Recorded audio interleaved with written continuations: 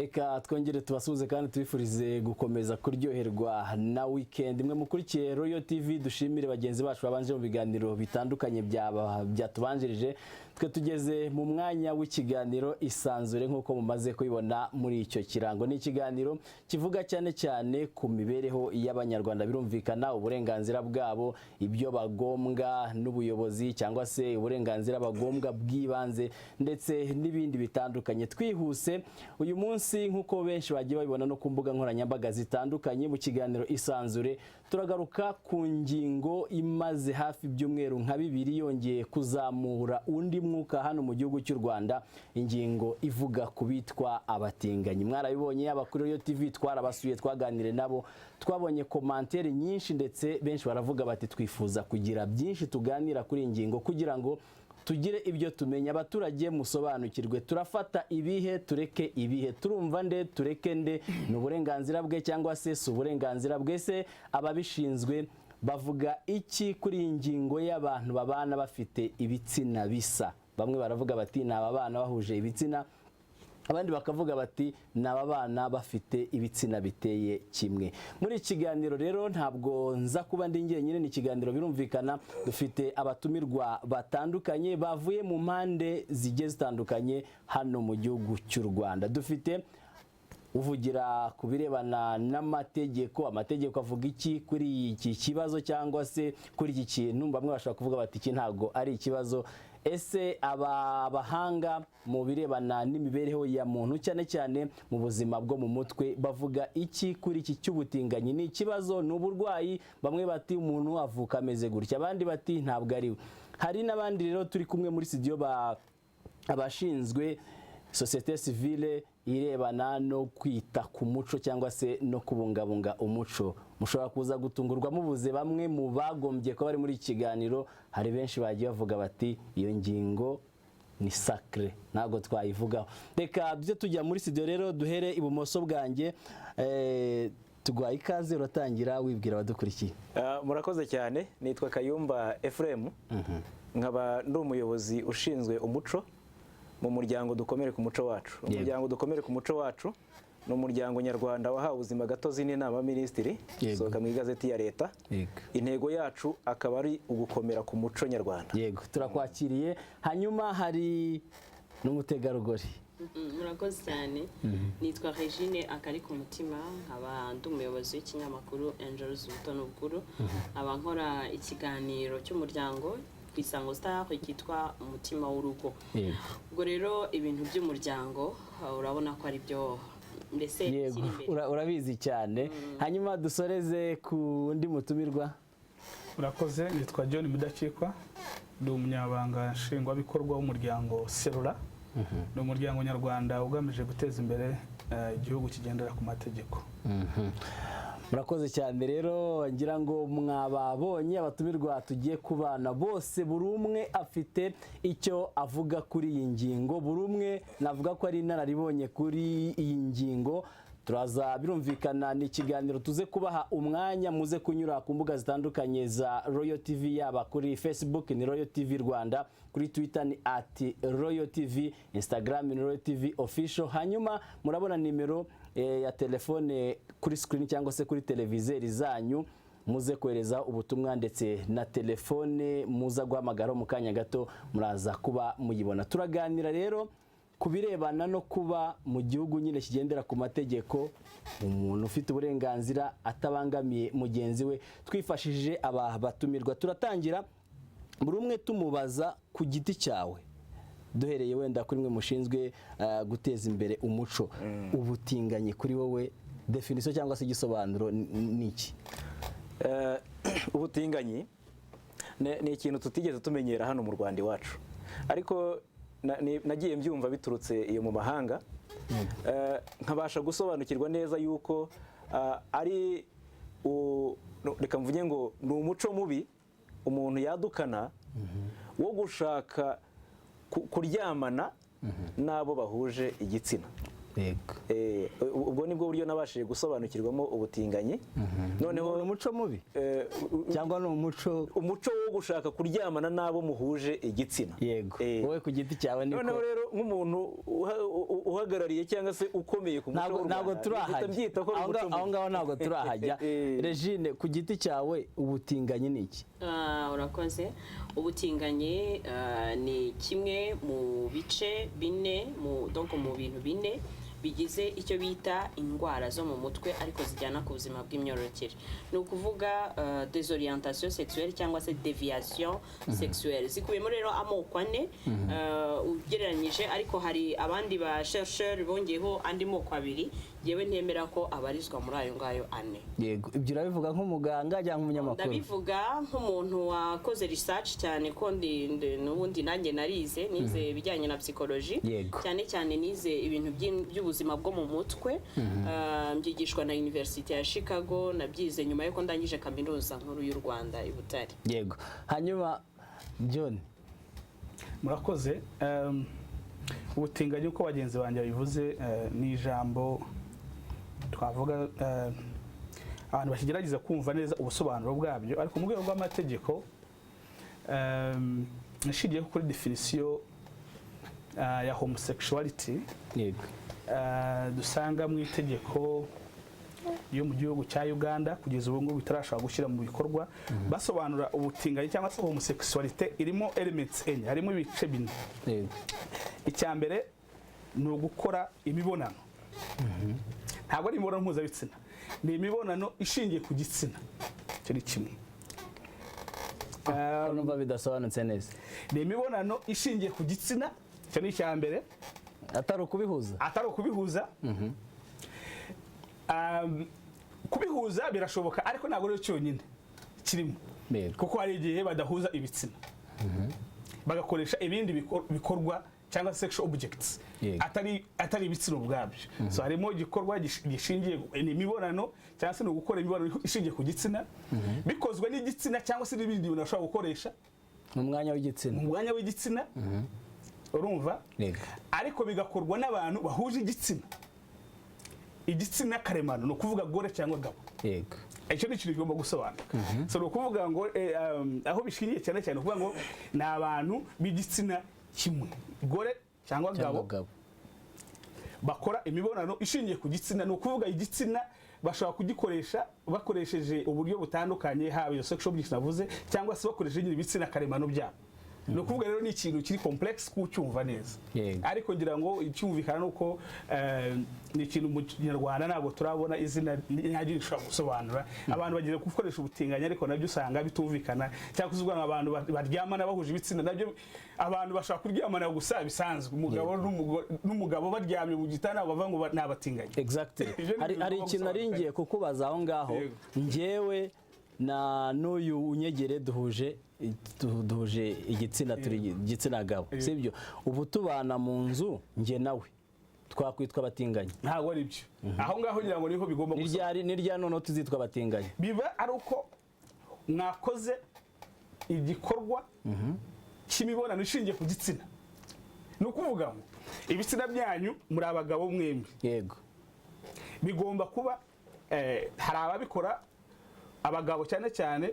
Ibihari nuko umugabo ashobora kurongora umugabo mu kibuno. Ibyo ni igikorwa kimwe. Yego. Bashobora kurongorana mu kanwa. Yego. Ibyo ni ibintu bijya bibaho. Yego. Cyangwa se bashobora gukoresha ubundi buryo bwose, kimwe n'abagore. Abagore bashobora kubana bakoresha sexual objects bagashimishanya mu buryo butandukanye. Hagomba kuba ari igikorwa kiganisha ku mibonano mpuzabitsina. Yego. Ariko kubera ko atari ibitsina bitandukanye, ntiwavuga ko bakoze imibonano mpuzabitsina, ahubwo ni imibonano ishingiye ku gitsina. Hanyuma ndaza gutindaho gatoya, ninde uwemeza ko kanaka ari abatinganyi? Icyo ni ikibazo mu by'ukuri gikomeye cyane, kuko nk'uko tubizi ibintu akenshi bikorerwa muri privacy. Ni ibintu bikorwa n'abantu babyumvikanyeho, abantu bakuru, kandi bigakorerwa mu ibanga. Ntabwo ari abakuru gusa, ariko n'abana bashobora kubikora. Yego, iki nacyo ndakiza kukigarukaho. In principle, icyo tuvuga homosexuality ni ukuvuga ngo ni abantu majeri abantu bakuru bumvikanye, kimwe nuko umuntu ashobora gukora imibonano mpuzabitsina ari abantu bakuru bakabyumvikanaho bakabikora mu cyumba cyabo. Ibyo bintu rero ntabwo wanamenye ibyo bakoreye mu cyumba. Rero keretse tubonye abantu bashobora kuza bakavuga twebwe turi abatinganyi, ariko birumvikana ko akenshi batinya kubivuga kuko kugeza ubu ngubu ntabwo ari ikintu cyemewe mu muco nyarwanda. Yego John, reka tugushimire cyane kuri ibyo bisobanuro utanze. Hanyuma abatumirwa turi kumwe, hari twebwe nka Royal TV hari ubushakashatsi twakoze mu minsi mike ishize, nta nubwo arashira n'ibyumweru na bibiri, abantu umukobwa ku mukobwa baravuze bati twebwe turi abatinganyi cyangwa se tubana duhuje ibitsina, barabyemera. Nibyo bintu byazamuye umwuka, nayo mpamvu twongeye no kubatumira. Uravuze uti keretse iyo babyemeye. Reka tubanze tubereke ibyo twe twakurikiranye abo babyemeye, hanyuma ibindi tuze kubivuga nyuma yaho. Ni nako rero muza gutanga ibitekerezo, birumvikana mwe dukurikiye muri kano kanya. Ese ku giti cyawe ibiko bavuga ko bitemewe, ubutinganyi ko butemewe mu muco nyarwanda, ariko hakaba hashobora kuba hari amategeko cyangwa se hari uburenganzira abo bitwa ko ari abatinganyi bagombwa, kuri wowe urabwemera? Ubutinganyi urabwemera burakwiye kuba mu Rwanda cyangwa se ntibukwiriye? Mu kanya gato turaje tugaruke. Mugenzi wacu Dusabirema yasuye abantu afatanyije na Bonaventure Cyubahiro babana bahuje ibitsina. Reka tubakurikire twumve ibyo bavuga, uburenganzira se n'uburenganzira bwabo, ibindi turaza kugaruka mu kanya. Mucyo Becky na Fera Ndayisaba bombi n'abakobwa nibo ba mbere mu Rwanda berewe bakavuga ko bakundana bafite ibitsina biteye kimwe. Aba bamenyerewe ku izina ry'abatinganyi. Aba bakobwa barabana mu mujyi wa Kigali. Hashize iminsi mike hari amafoto yabo acicikana ku mbuga nkoranyambaga. Aba bombi bemeranywa gukundana. Umunyamakuru wa Royal TV wabasuye bamubwiye ko nta numwe muri bo ufite inshingano z'umugore cyangwa iz'umugabo, ariko imiterere n'imyitwarire yabo ishobora gutuma ubabonye yisobanurira ufatwa nk'umugabo cyangwa umugore. Dore uko Mucyo Becky na Fera Ndayisaba basobanura uko bakundanye. Twari dusanzwe dukundana, tumaranye igihe, numva nyine nshaka ko tubana turi marié. So ndabimuproposa, ndabimusaba, ntabwo yari abizi, yari surprise namukoreye, ndabimusaba nk'umuntu nkunda, yaranyemerera. Yego. Ntabwo wowe wabyemeye nta ngingimira habanje kuza gutereta byagenze bite? Nta ngingimira ko n'ubundi twari dusanzwe dukundana. Inkuru y'urukundo ruri hagati y'aba bakobwa bombi batiteguye na gato guhisha ko bakundana isa naho ariyo yatumye abantu bongera gutekereza ko mu Rwanda hari umubare runaka w'abakundana cyangwa ababana bafite ibitsina biteye kimwe. Mucyo Becky na Fera Ndayisaba bavuga ko mbere yo gusezerana ku bana karamata bagomba kubanza kumvisha sosiyete nyarwanda ko ibyo barimo ari uburenganzira bwabo, dore ko ngo kuri bafite n'ikibazo gikomeye gituma bakeka ko abaturage bashobora no kubagirira nabi. Abantu bari kudutaginga ari benshi ibintu bigiye bitandukanye, badutuka ngo duhombe igihugu, turi ibyohe, umwe kuva niwe wabishyizemo, ntago bazi story yanjye ko ibyo ngibyo ntago ari byo, bakagombye kumenya imbere y'ibyo bavuga. Hari n'abari kunyita amazina atarayo, nyine itangazamakuru bitazi ibyo rivuga. Gusa icyo navuga nuko ntago buri wese yishimira kuba ari free, aka kandi ntago turi free, ntakubeshye kuri njyewe ndi kumva mfite n'ubwabo bwo kujya ku muhanda, kuko byonyine abantu bari kwandika ibintu ntitubazi. Umuntu arifata akandika ati ukwiriye kwirukanwa no mu kazi n'ubundi urimo ubu ngubu, ukwiriye kwicwa, undi ati bakwiriye gufungwa, babakosorwe, bakubitwe. Ubwo umuntu uvuze gutyo byonyine wumva ko muramutse muye mu nzira, aramutse ari nka nijoro nashobora kugira nawe, urumva nubwo turi mu gihugu kimeze neza kirimo umutekano, ku ruhare rwacu rundi turumva rwose dufite ubwoba. Ibitekerezo bya bamwe mu baturage ariko byumvikanisha ko abenshi batiteguye kwakira no kumva ishingiro ryo kubana abantu bafite ibitsina biteye kimwe. Abanenga ingingo ku buryo bukomeye bashingira ku muco ndetse n'imyemerere ishingiye ku idini. Oya, icyo ni icyaha, ni icyaha kuvuga kuri twebwe, kuri jyewe mubaza wo mu Kristo. Ni ukuvuga icyo ni icyaha, ni icyaha ku isi yose. Imana yaremye umuntu, umugore n'umugabo, bo barabyara n'ibiki byose. None ngo umugabo n'umugabo, umugore n'umugore ni ibiki? Ibyo ni ibintu byo kuvuga bidafite sense n'imwe. Ku muco naho byabaye n'amahano rwose. Impamvu mvuga ko ari amahano ni uko nkurikije ku basogokuru n'abasogokuruza naho negeze mbibona. Tugomba kugendera ku birenge by'abatubanjirije.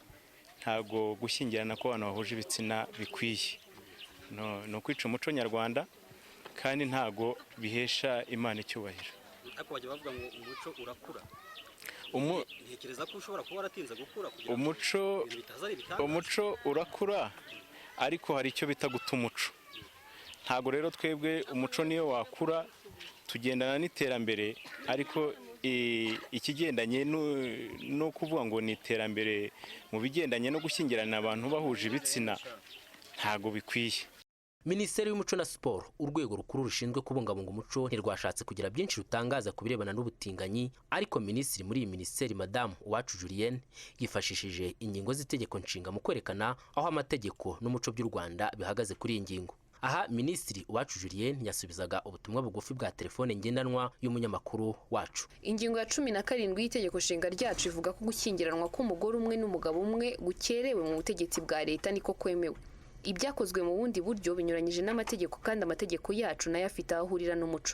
Ndabona uko iyi ngingo yanditse neza bisobanutse neza ku buryo nta rujijo na ruto rurimo. Nta tegeko ryihariye mu Rwanda rihana abakundana cyangwa abana bafite ibitsina biteye kimwe, ariko nta nibarengera mu buryo bwihariye. Tito Dusabirema, Royal TV. Arakoze cyane mugenzi wacu Tito Dusabirema, mwakurikiye inkuru mwaranayikurikiye kenshi ndetse n'abatumirwa bacu hari abayibonye bwa mbere, mwavugaga muti abishyize ku karubanda bagaragaze ko ari abana bahuje ibitsina ngabariya mwababonye. Hanyuma Regine watubwiye ko ibintu birebana n'ubuzima bwo mu mutwe warabyize, warabiminujemo ku giti cyawe ukurikije ubumenyi wavomye aho ngaho muri izo kaminuza. Iki kintu cy'ubutinganyi ni uburwayi cyangwa umuntu ashobora kwivukana? Urakoze cyane. Ni ukuvuga ngiye gusobanura uburwayi bwo mu mutwe, muraza gusangamo n'ubutinganyi.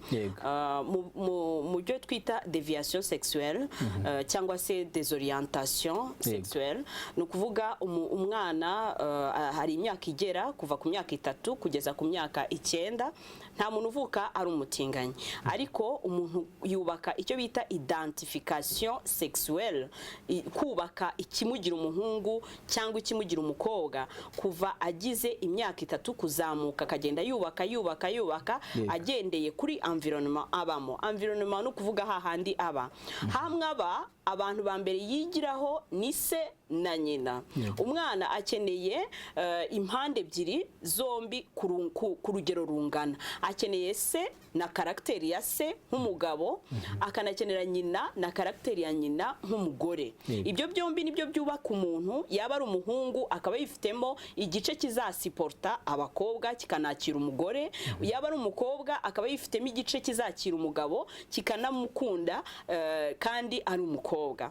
Ni ukuvuga rero hari abana bangirika muri iyo myaka kubera kutabasha guhabwa ibyo bagombwa n'ababyeyi ku rugero rwiza. Yenda akaba afite se w'umugome utaha akarwana agahora maritreta nyina, akavuga ati sinzigera nshaka umugabo, agafata icyemezo cyo kuzashakana n'umukobwa mugenzi we kuko adashaka gusiporta za menace z'umugabo. Hakaba umuhungu ubana umwe muri abo babyeyi be uhora iteka ari umuntu mubi. Tuvuge nk'umuhungu wahuye na nyina w'umuntu mubi, uhora maritreta se, aca inyuma ya se, akora ibintu bibi kuri papa we, hanyuma papa we agahora ari malheureux. Wa mwana bari mariga arimo no kubaka ya identité ye. Hanyuma icyo gihe iyo bigenze gutyo habiki haba ko wa mwana atangira kumva abagore atabakunze, kavuga ati buriya burya igitsina gore bashobora kuba ari abantu babi, agatangira korienta sexuellement urukundo n'abahungu. Aho rero iyo bimubayeho muri iyo myaka, bigera kuri iyo myaka yararangije 9 yaramaze kubaka icyo kintu muri we, ku buryo nyuma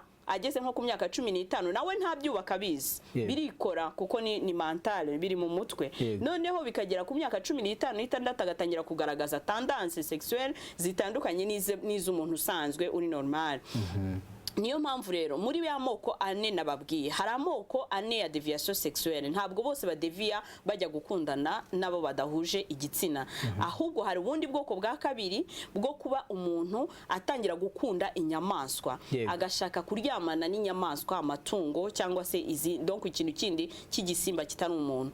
Bari abantu byo aba biba byaramuje, nabyo biba byaratangiye muri ya age, ariko abona inyamaswa, abona nk'inka kumva arayikunze se, abona kubona inyamaswa donc aho handi bitamusaba gutereta donc aho bitazamusaba gutereta aho bitazamusaba ko yinvestisa akabona inyamaswa akabona igitsina cyayo hafi kavuga ati biriya mise mbikora biriya biroroshye bitangira rero akiri muto akenshi uzanabibona biba ku bantu bahorana n'amatungo cyane noneho akavuga ati kubera ko bari abakobwa badashobora kunyemerera reka ngewe nifatira iyi hene y'iwacu cyangwa se iyi nkoko cyangwa se iyi bitari bundushye hakaza abandi ariko noneho nawe atangira kubikora agira ngo ni blague bigahinduka uburwayi bikamugumamo hakaza ubundi burwayi bwa gatatu bw'abantu baryamana n'intumbi hari abantu bumva ko umuntu wapfuye umukobwa wapfuye cyane cyane baba ari abagabo abo iyo ikunze gufata akumva ko umugabo wapfuye umugore wapfuye atari umurushyi kumutereta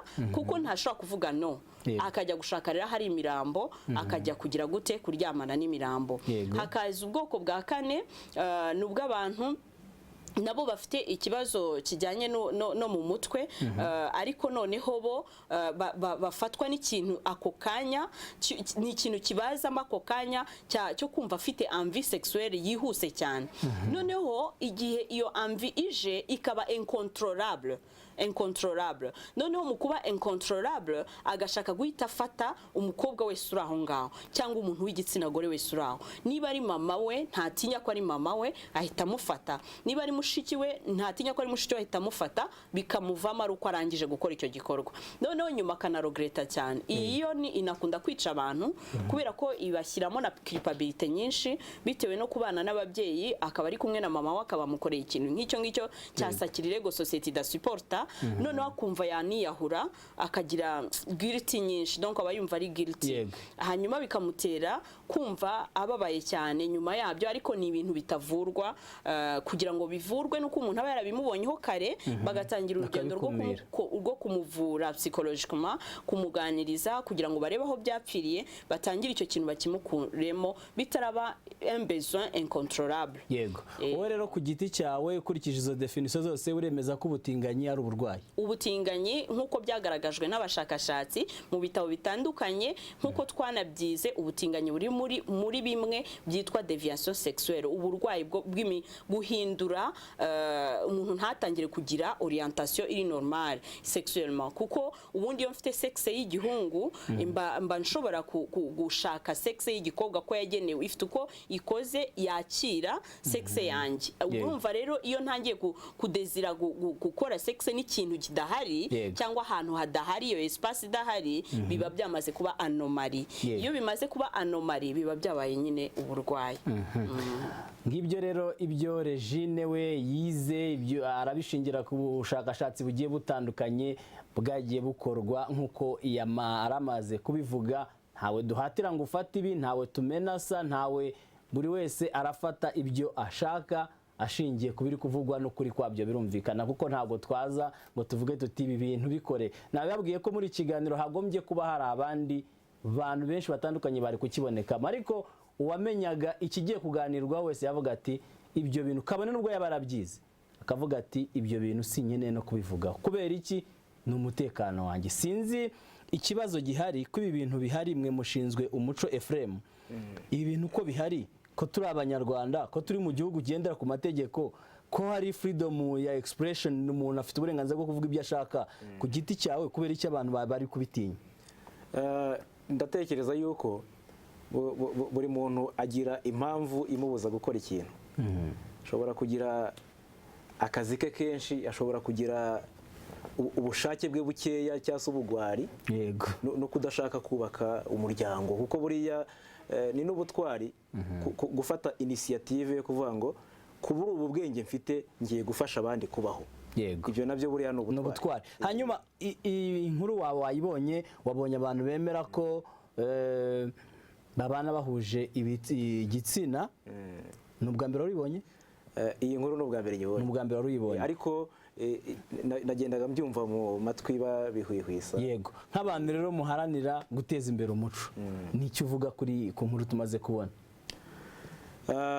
ubusanzwe mu muco nyarwanda kuko buriya iyo twaje aha ngaha njye naje guhanura gutanga impanuro yego zimwe mu mpanuro ntanga nzikomoka nanjye kuzo nahawe kuva nkiri umwana mutoya ibi byo gukurikirana umuco nyarwanda nka buri muntu agira ibyo akurikirana, hari ukurikirana ubukungu ariko njye nakurikiranye iby'umuco nyarwanda. Mu muco nyarwanda rero ubundi ngo umwana utabwirwa yica inyoni itaribwa. Iyo dutanga impanuro tuba tugira ngo umuntu azikurikire, ndetse buriya umubyeyi yaguha impanuro arakubwira, buriya abihaye Imana nibo bajya bavuga ngo turakwigisha wihitiremo ujya iburyo cyangwa ujya ibumoso. Ariko noneho umuco nyarwanda ni indangagaciro cyangwa se imyemerere abanyarwanda twavuze tuti tugiye kurangwa n'aka karanga kazaturange nk'abanyarwanda. Umunyarwanda nagera i Bugande bavuge bati uyu ni umunyarwanda ntabwo ari umunyatanzaniya. Ako karanga kakadutandukanya n'abandi bantu bo mu bindi bihugu. Ibi rero maze kubyumva nahise mbona yuko mu muco nyarwanda ntabwo tubisanganwa, nta nubwo bibaho. Ahubwo nashatse kumenya, uraza kumbwira neza, aba bantu badukanye ibi bintu ntabwo bigeze basohoka ngo bajye kuba hanze y'igihugu, noneho iyi mico ariho babayizane bayikuye hanze, kubera yuko mu Rwanda ntabwo ntekereza yuko ntabwo ndabona umusaza w'imvi, kuko buri umusaza ni umuntu ukuriye ahantu, ariko ntabwo uciye mu ijambo Regine, ibyo yasobanuye bya za deviation ntabwo bireba, ntabwo kudeviya bisaba ko umuntu aba ari hanze y'igihugu. Ibyo Regine yasobanuye nk'umupsikologe wo mu buzima bwo mu mutwe, kuva na kera turi abana twakuze tubona, murabona twajyaga tubyamagana mu muryango tuvuga ngo umugabo wikubita umugore, umugabo wihoza umugore ku nkeke. Ariko ibi bintu by'ubutinganyi tubyumvisha uyu munsi muri .com, ni ukuvuga ngo ni muri iyi generasiyo njye mbyumvisha. Mubyumvishe ubu ngubu kuko ari bwo hari uruvugiro rwahozeho. Mbere nta bitangazamakuru byinshi byari bihari, bano byari byoroshye ko babana mu nzu ntagire n'umuntu ubimenya, ariko abanyamakuru bagiye, abantu benshi barabimenya. Mbere ibyo bitangazamakuru nta byari bihari, ntabwo bishobora kuba bishingiye kuba wenda hari uburyo bworoshye bwa communication budahagije bwa communication aribwo batumaga mutabimenya. Ngira ngo nk'uko mugenzi wacu yabitangiye abivugaho, ndatekereza yuko tutari kuvuga ko abatinganyi bahari iyo bataza kwidekarara ngo bigaragaze. Uyu munsi rero kuko bidekaraye, ubu nibwo tumenye ko bahari. Sinzi niba hari uwandusha wenda akambwira ati mu myaka yashize ya kera twari dufite abatinganyi mu Rwanda ndetse turabazi baridekaraye. John, abatinganyi wowe bamenya bwa mbere, uraza no kumbwira hari abo mwaganire hagati yawe nabo wabamenye ryari? Urakoze. Bwa mbere na mbere mpura n'abantu b'abatinganyi, abo twita abatinganyi. Benshi ntabwo ibiganiro twagirana ntabwo baryemera iryo zina, bambwira ko batagomba kwitwa abatinganyi. Narabajije nse mushaka mwitwa abandi, baracyagerageza gushaka izina. Ariko ndumva hambere duhura hari muri 2009. Yego. Icyo gihe mu Rwanda hari umushinga, hari ingingo yari yaratekerejwe gushyira muri code penal, mu mategeko ahana mu Rwanda. Yego. So baranyegera kugira ngo nakoreraga, baravuga ati mwebwe muri abantu baharanira uburenganzira bwa muntu, nyamuneka nimudufashe. Wowe wabonaga ameze gute umuntu wakwegera? Yari afite isoni, yari afite ubwoba? Bari abahungu babiri bari smart cyane, udashobora kumenya ko ari abatinganye. Uko abantu bakenshi bakunda kuvuga ko ari abantu barwaye mu mutwe, ushobora kwibaza ko ari abantu mu by'ukuri ari abasazi. Ntabwo ari abasazi, ni abantu bafite akazi, n'abasore beza. Yego. Ku buryo nta muntu ushaka kuvuga, ntabwo ushaka kubimenya urebeye inyuma. So ariko nibyo koko guhera icyo gihe 2009 nagiye no ndushaho kubamenya, kubegera, tukaganira, mbaza byinshi cyane. Ko nk'abantu benshi bibazo twibaza kuri abatinganye, se biterwa n'iki, ese n'uburwaye koko. Ibyo rero byatumye ngira amahirwe menshi yo kumenya neza, baransobanurira uko bateye, ibyiyumviro byabo. Rero naje gusanga kenshi ntabwo tubasobanukiwe uko bameze mu by'ukuri. Ntabwo bari bazwi. Ntabwo bari bazwi, kandi akenshi kuno abantu ubushakashatsi cyangwa se ko society umuryango nyarwanda bafata, mu by'ukuri hari byinshi dushobora kuba twibeshya kuri abo bantu. Nk'iki wenda wowe waganiriye nabo wakoze n'ubwo bushakashatsi, ni nk'iki wavuga uti abanyarwanda bibeshya kuri bano bantu kino kintu? Actually bo twabatumiye twari twavuganye nabo bari banemeye no kuza finalma baza kubihakana baza kuvuga ko bataza ngira ngo nacyo uraza kukitubwiraho abantu bumva ko bafite uburenganzira bwabo kuki bataza hagaragara wenda ngo banasobanure n'ibyo bintu reka mbaze mvuge kuntu abantu dushobora kuba tubibeshyaho yakoze mugenzi wanjye wakoze ubushakashatsi ku byerekeranye yavuze ati akenshi usanga ari uburwayi bwo mu mutwe cyangwa se deviation ariko ubutinganyi burimo ibyiciro buriya harimo amoko ane wayamenye mu bushakashatsi wakoze cyangwa no kuganira nabo tuganira no kubareba physical yego harimo ibyiciro bine buriya icya mbere hari abitwa abalesbienne yego lesbienne ni ab'igitsina gore bakora imibonano ishingiye ku gitsina ariko ari ab'igitsina gore yego aba kabiri harimo bitwa gay abagay ari abagabo bakora imibonano ishingiye ku gitsina ari abagabo yego hakabamo ikindi cyiciro cyitwa aba bisexual now ahangaha nashaka wisobanuke neza aba bisexual aba ari umugabo yego afite umugore bisanzwe yego ariko agata umugore we akajya gukora imibonano ishingiye ku gitsina n'umugabo yego cyangwa se ari umugore afite umugabo akamusiga mu buryo busanzwe akaba yarashingiwe bizwi ariko uruhande akaba afite undi mugore bakorana imibonano ishingiye ku gitsina aho ngaho rero aho hagomba gusobanuka neza twibaze se niba koko wamugara ari uburwayi bimeze gute rero ikindi cyiciro cya kane nayo bitwa intersex aba ari abantu abanyarwanda tujye tubita mu muco ngo ni abanyabibiri avuka afite ibitsina bibiri yego ibyo byiciro ko ari bine bari hasi babarirwa mu matinganya muri context international byose byitwa LGBTI yego actually ubu ngubu bongeyeho ikindi cyiciro cyo bitwa ngo ni abakwiya abari aho ngaho hataza hari ubwo nabo bari mu Rwanda se abakwiya rero bo cyangwa abacyuzi abo ngabo abatazi neza ahereye umuntu ari umugabo ubundi ariko ugasanga aravuga ushaka gusanga atari Regine ndabona atari umulezi Regine ndabona ari kumanika gatoki ngo ndafite ibyiyumviro atazashaka ariko tanabana n'abana bukura ni ikintu by'ukuri mu rwego ruri ugisesenguye mu buryo mpuzamahanga izo groups ko enye cyangwa eshanu LGBTQ nifuza ko impamvu abantu babijyamo nabivuga ko ni debate igikomeza ariko ikigaragara koko birashoboka ko ashaka kuba arimo ibibazo muri psychology yego ariko nyongereho ko iyo muganire nabo bana akenshi bakubwira ko ari uko bavutse akenshi bakanakubwira ko ntabwo bwaba ari uburyo bwo kwidefanda birashoboka ariko ndashaka wumve iyo uvuge aba actually harimo ikindi cyiciro niba cyitwa aba transgender bari muri icyo cyiciro nabyo niyo ti na aba transgender bo ni abantu ubona ari umuhungu ari igitsina gabo ari umuhungu ariko wamureba akaba yitwara nk'abakobwa nabo bita baca abakobwa mu Rwanda abantu babayeho mu Rwanda kera na kare cyangwa se baca abahungu akaba ari umukobwa ariko mu myitwarire ukaba ari umugabo yambara pocket yambara inkweto z'abagabo rero ugomba kubireba bidasaba gusesengura tukareba ariko ndivuga ko ubushakashatsi icyo ntago ari hano nk'impuguke muri psychology ariko hano turayifite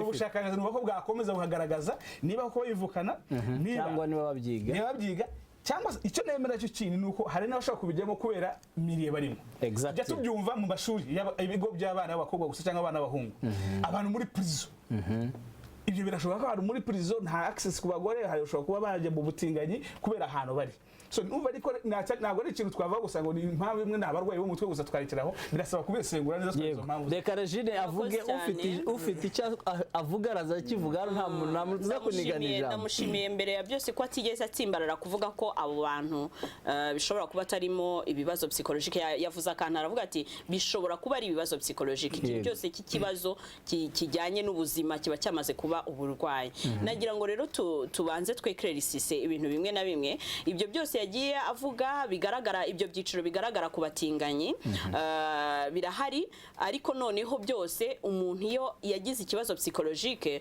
ntabwo ari umenya ko yakigize iyo wahungabanye ntumenye igihe watangiye guhungabanira ntunamenya igihe byabaye uburwayi niyo mpamvu rero bigenda guti umuntu we w'umushakashatsi niwe udezinya bati aba bantu bifatwa guhera ku myaka 3 kugera ku 9. Nagira ngo badukurikiye babanze basobanukirwe ko ikibazo gihari ubu ngubu nuko de recherche cyangwa se researches ziri kugenda zikorwa, ziri kugenda ziba biased bitewe n'inyungu isi ifite, no kuvuga ziri biased, baragenda babihengeka barabogamisha kugira ngo babashe kurengera inyungu bafite. Iyi si iyobowe cyane cyane n'ikintu nakwita ko gifite imbaraga ariko gishingiye ku kibi. No kuvuga ngo iyo bakreya sida barema sida barayikireye bayitera abantu bavuga bati ibingibi tuzabikuramo amafaranga menshi. Tuzi n'andi ma virus bakreya muri laboratoire bakayatera abantu, ntago ari bivugwa kuko na recherche yarakozwe. Hanyuma iyo babikoze baba bagambiriye inyungu. So n'ubutinganyi umuntu wa mbere ubukoze ngiye kuguha urugero ku bagabo. Umuntu ukoze ubutinganyi w'umugabo akabanza gukora sexe anal, icyo bita sexe anal no kuyikora muri voie de l'anus cyangwa se mu kibuno aho umuntu yitumira agiye gukora kaka. No kuvuga ngo iyo ukoze sexe anal ku mugabo uhituba donc kubera urabona hari akantu kitwa sphincter anal. Sphincter anal ishinzwe undi tugira sphincter ebyiri, abagore bagira sphincter urinaire bakagira, abagabo tukagira na sphincter anal. Noneho no mu mutwe hakaba iyo sphincter anal ikorana n'ubwonko kuko ni nerve, na akantu kagatsi gafunga anisi kakayifungura ari uko mu bwonko utanze command uvuze uti ndashaka kwituma kakafungura ugeze kuri toilette nikayifungure anytime ushakiye. Donc igihe cyose n'ubu nicaye aha nkumva besoin yo kujya kuri toilette ngo gahite gafunguka ariko ntanzi iyo command. Na urine rero nazo ziragafite, ntago nshobora kwihagarika katabanje igihe cyose mbishakiye. Noneho hari indi sphincter yorudona itegeka ko umuntu akora relation sexuelle, ariyo hari bwa bwoko bundi bw'abatinganye bwa bwoko bundi bw'abarwayi bo mu mutwe navuze ku bijyanye n'ubuzima donc bwa sexe bwo gukora imibonano, babandi biza ntibabashe kubikontrola. Iriya sphincter iba yaramaze kuvaho kwangirika ntibigikora. Noneho igihe cyose biziye akaba oblige yo guhita ashakisha babikora, bitakunda nyine akaba yanarwara akaba yanapfa. Abo ngabo nabo nibo nigeze kuvugaho. None izo sphincter zose iyo ukoze relation sexuelle ukoresheje igitsina ukagikoresha muri voie anal, iriya voie anal itangira kari agatsi gasa naho gaponyoka. Ubikora bwa mbere ariko ubwa mbere kagahita gafunga bye kafunga, umugabo akumva ni byiza cyane kubera ko uko gafunza kumva ni byiza aba yumva nyine afasha ahantu hafatika. Niho abagabo bamwe bakuriza kujya baryamana n'amasugi gusa aho kugira ngo bajye bakora kiriya kintu cyo gufata cyo kujya kuri anus. Noneho umugabo wabikozeho bwa mbere yabikora ku mugore we kuko hari n'ababikora ku bagore babo, yabikora ku ndaya good, we niko yibwira. Hanyuma iyo abikoze bwa mbere akabikora bwa kabiri biba addiction. Atangira kumva biryoshye, akumva atazongera gusubira muri voie normale, agatangira guhera inyuma. Noneho kwa kunda heza inyuma azi ko abagore benshi batazabimwemerera kuko twese tuzi ko anisi ikoreshwa mu gucamo imyanda, ntago wakwemera ko umuntu aza mu myanda. Noneho abagore kuko batazabyemera bakumva ni no kububahuka, akemera akajya gufata abagabo bagenzi be. Aho rero niho bihinduka addiction, babandi bajya babyemeye babikora gutyo. Nagira ngo ngaruke, icyo ni igihande kimwe cy'ababikora mu kibuno. Wumve nawe uburyo uwo muntu aba ashobora gutunga umugore we, akaba ashobora kujya muri voie normale kuko umugore atamwemerera muri anisi, akajya noneho akajya muca inyuma akajya hanze agiye gushaka anisi kubera ko azi ko biri sawa kuri we, yumva bimuryohera kubera ka kantu gafunze cyane. Tugaruke ku ruhande noneho rw'abantu batingwa. Abo bantu binjira mu kibuno. Mumbabarire ntabwo izo terme ubundi numvaga nazikoresha. Ni ngombwa ariko bigoraniye kuvuga ikibazo cy'abatinganyi kuko bisaba gukoresha amaterme normalement tudakunda. Noneho wa wundi batinga we noneho iyo ari umugabo abitangira wenda azi ko birimo amafaranga abenshi kuko iyo agutinze bamushyira muri asosiyasiyo bakamuha amafaranga voilà bamukubita amafaranga harimo amafaranga menshi kuko isi nk'uko nabikubwiye iyobowe n'abantu benshi bafite power bashaka kuyoboza igitugu no gukoresha ibyo bashatse rero izo besoins sexuelles zibaryohera zirenze urugero abo twumva bakora sex ari batanu ari ngabangahe baragenda bakumva ko liberté zose bazifite bakabikora bagashaka no kubiyoboza isi noneho wa muntu batinga we abitangira azi ko ari ibintu by'amafaranga exactement no muri anise harimo sensitivité hari sensible uburyo ushobora no kumva wenda hari sensible kumva ni byiza ho gatoya ariko noneho wa muntu ka kantu gafunga ka sphincter babikora rimwe kabiri gatatu bijya kugera mu myaka 10 kararekuye kamara kurekura iyo ubwo karaponyoka yashaka kwituma gukora kaka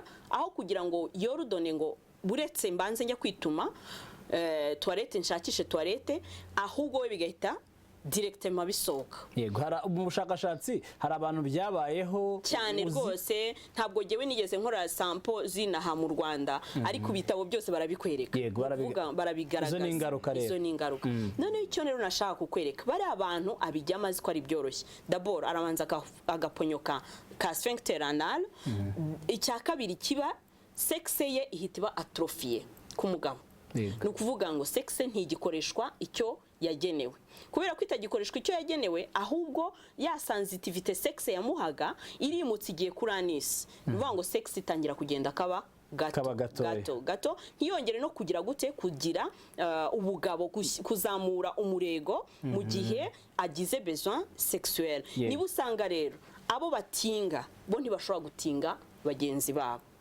mwumva aho iki kibazo kigoraniye ntibashobora gutinga abagenzi babo we aba yiyemeje kuba umugore ubwo nibyo azakora rero mu myumvire ye mu myambarire arahita bihindura iby'abagore noneho ihangane gato nkasoza ako kantu kugira ngo abantu bakumve noneho bizagenda gute bizatera ko wa undi winjira muri anise d'abord arahinjira nta liquide zirimo ko tumenyereye ko vagin igira liquide zoroshya ko umugore yakira umugabo noneho ntibakomeretsanye bigatuma igikorwa kigenda neza noneho we ntayihari azakoresha imiti hari imiti ibintu by'ibiti bakora by'iproduit basigamo noneho bya biproduit nabyo bishobora guteza uburwayi baranazitanga na nyinshi mu Rwanda ngo noneho icyo rero nagira ngo nkwereke uwo mugabo ntabwo azabaho adafite umugore kuko we arabizi neza ko gutunga umugore yarabiryohewemo nabyo biri no mu muco n'uwo mugore barakundanye n'uwo mugore bigeze kugirana ibihe byiza nubwo yaje guponyoka nyuma akajya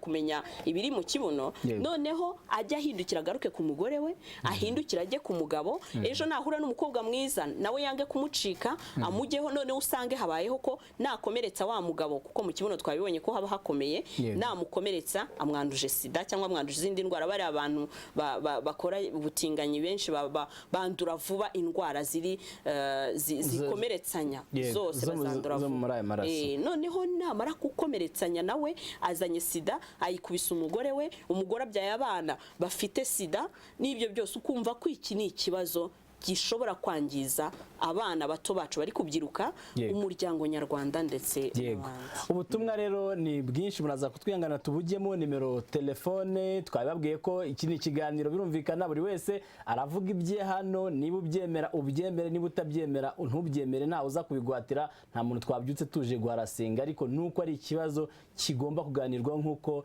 John yabivugaga mu butumwa rero dufite bwinshi cyane ndetse na telefone nimero mwayibonye mu kanya gato turafata ubutumwa buke hanyuma twakire n'amatelefone ubundi tugaruke hano muri studio tubaza abatumirwa niki cyakorwa kugira ngo niba koko bitemewe turaza kureba itegeko nshinga ry'u Rwanda amategeko arabyemera John hari ibyo yarari kutubwira bashaka kubishyira muri code penal byagenze gute basanze bidakwiriye ndetse n'ibindi bitandukanye byose ni mu kiganiro isanzura ati ye baba we turashize iryo ni ishano ati nitwa Charles ati ni Charles Nkusi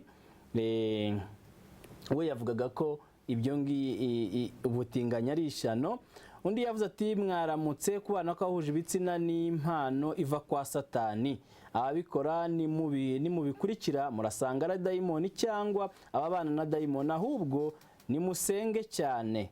Uyu ni we arabishyira kwa dayimoni. Undi aravuga ati ndabasuhuje abantu nibarusheho kugana Imana. Timwiriwe, abatinganyi barahari mu Rwanda nubwo bariya ari bo babyerekanye, ariko barahari benshi cyane cyane mu mashuri yisumbuye. Yaravuga ati barahari. Undi aravuga ati ikiganiro ni cyiza cyane, gusa nimba bariya abakobwa bagikurikiranaga bakajijuka, kuko numvise harimo ibyo tutari tuzi. Yitwa Jojo. Yaravuga ati iyo ugira ngo Becky na Fera bari gukurikira kino kiganiro ngo hari ibindi bari kunguka. Icyo kiganiro ni cyiza ati kuko kiradufashije kandi kiranadufasha kurandura burundu uwo muco mubi, kuko mu Rwanda ntitubyemera. Ni Firosi ati icyo kibazo rwose kigomba gushakirwa umuti hakiri kare. Aravuga ikibazo cy'ubutinganyi ati mwiriwe, ati mutubabarire mudusubirizemo iyo nkuru iyo nkuru y'aba bana bahuje ibitsina, mu kanya gato turaza kubikora. Undi ati bonjour, ni Dieu merci, ndi Nyamirambo. Nge ibyo bintu ntabwo bikwiriye mu bantu no ku isi yose, kuko Imana ijya kurimbura Sodomo ati nibyo byabiteye. Ati icyo twasaba leta yacu rero ni ibirwanye, kuko ibyo si umuco pe.